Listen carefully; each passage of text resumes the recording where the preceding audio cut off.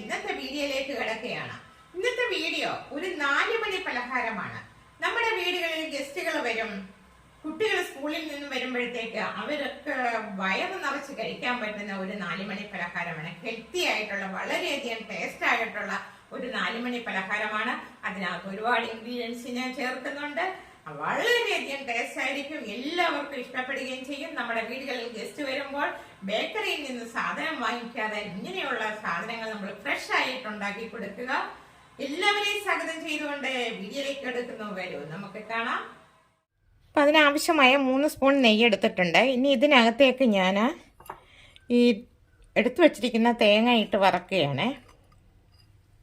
ഒരു ചെറുതായിട്ടൊന്ന് ഒരു ചെറിയ ഒരു മഞ്ഞ പോലെ ആവുന്നിടം വരെ ഇട്ടൊന്ന് വറുത്ത് മൂപ്പിച്ചെടുക്കട്ടെ. ഇപ്പം കറണ്ട് പോയി. ഇവിടെ ഇൻവെർട്ടറിലുള്ള വെട്ടമാണ്. ഞാൻ തേങ്ങ ഒന്ന് വറുത്തെടുത്തിട്ട് വരട്ടെ, എങ്കിലേ നല്ല ടേസ്റ്റ് കിട്ടുള്ളൂ.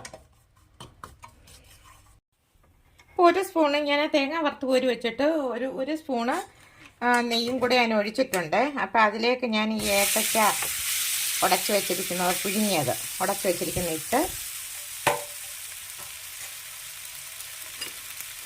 അത് ഈ നെയ്ക്കകത്തിട്ടൊന്ന് നല്ലതുപോലെ ഒന്ന് വരട്ടിയെടുക്കട്ടെ.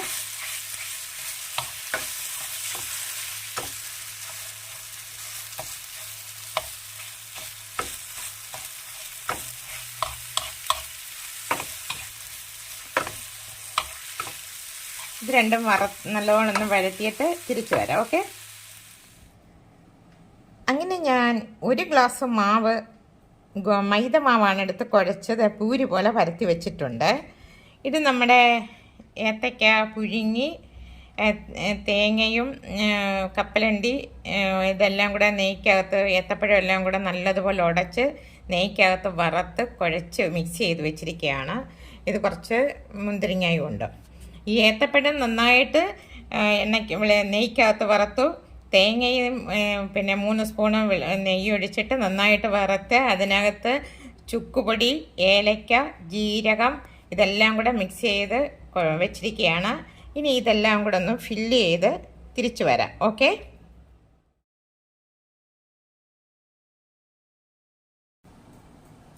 മുന്തിരിങ്ങ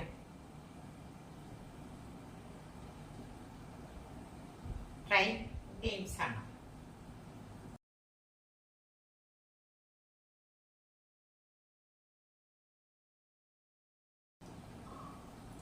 അങ്ങനെയെല്ലാം ഫില്ല് ചെയ്ത് കഴിഞ്ഞു. ഇനി അടുത്ത പരിപാടി എന്താന്ന് നമുക്കൊന്ന് കണ്ടു നോക്കാം. ഓക്കെ, ശരി എന്നാ. അങ്ങനെ നമ്മുടെ എണ്ണ ചൂടായിട്ടുണ്ട്. ഇനി അതിലേക്ക് ഓരോന്നിടാം.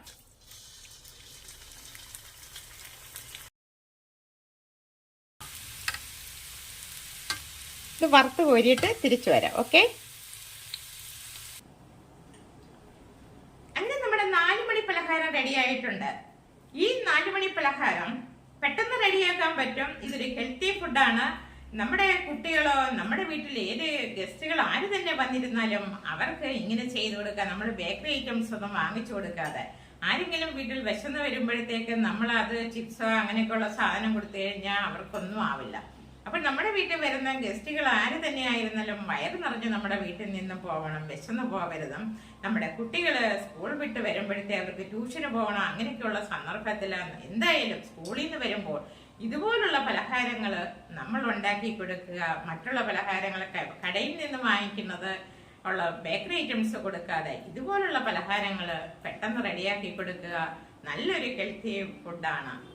അപ്പൊ എല്ലാവർക്കും ഇഷ്ടപ്പെട്ടെന്ന് വിശ്വസിക്കുന്നു. നന്ദി, നമസ്കാരം. ഇതും ഇനിയൊരു പുതിയൊരു വീഡിയോ ആയിട്ട് ഞാൻ നിങ്ങളുടെ മുന്നിൽ എത്തുന്നതായിരിക്കും.